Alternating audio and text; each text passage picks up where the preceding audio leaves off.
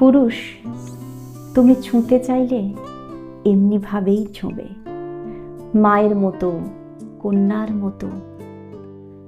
এই যে বাসে, ট্রেনে, রাস্তাঘাটে ভিড়ের ঠেলাঠেলিতে তুমি আমায় ছুঁয়ে দাও, তাতে আমার কোনো আপত্তি নেই।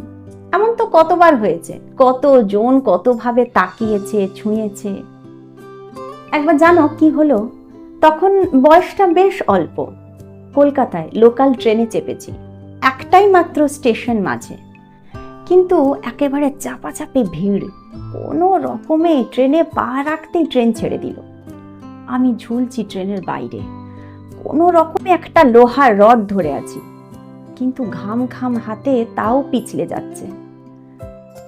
হঠাৎ একটা পুরুষালী হাত কনুয়ের কাজটা ধরেই হ্যাঁচকা টানে ট্রেনের ভিতরের দিকে নিয়ে এলো আমাকে। আমি বললাম, প্লিজ ছাড়বেন না, আমি পড়ে যাব তাহলে। ছাড়ছি না, ভয় নেই। ভয় ছিল না। আর একবার, সেবার গায়ে খুব জ্বর, মাথা ঘুরছিল। চট করে হোস্টেল থেকে বাড়ি যেতে খুব ইচ্ছে হলো। ট্রেন নেই, কোনো ভালো বাস নেই। ঝরঝরে একটা বাস যা পেলাম উঠে পড়লাম। এতটুকু জায়গা নেই। আমার গায়ে তখন খুব জ্বর। ধুঁকছি দরজার কাছটায়। পিঠের উপর একটা হাত পড়ল। একজন গ্রাম্য বৃদ্ধ বললেন, বসবে মা? আমি দাঁড়াতে পারবো না, এই পাশটায় বসো কষ্ট করে। পাশে জায়গা ছিল না তেমন, আমার মাথা তোলারও ক্ষমতা ছিল না। রীতিমতো ওনার পায়ের উপর বসে পড়লাম।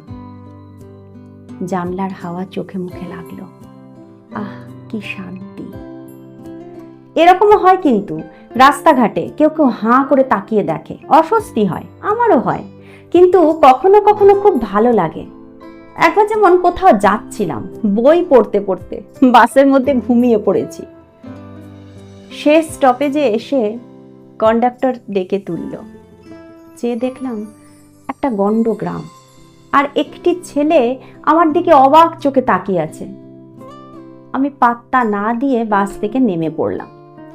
বিকেল হয়ে এসেছিল। কন্ডাক্টর বলল, এরপর বাস আবার 2 ঘন্টা পর। একা একা দাঁড়িয়ে আছি, ভাবছি কি করব। দেখি পিছনে ওই ছেলেটিও এসেছে।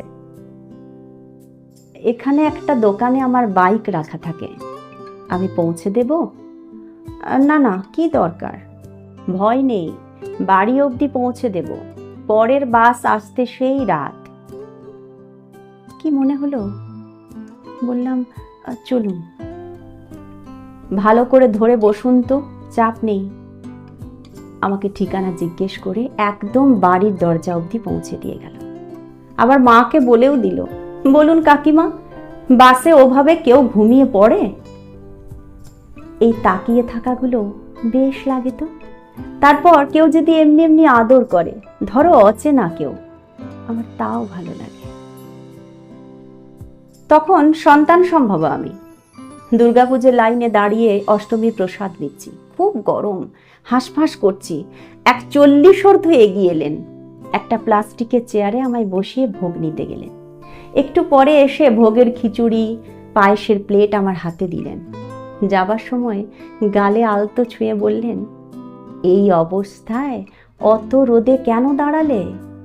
মুখটা দেখো, যেন মা দুর্গা।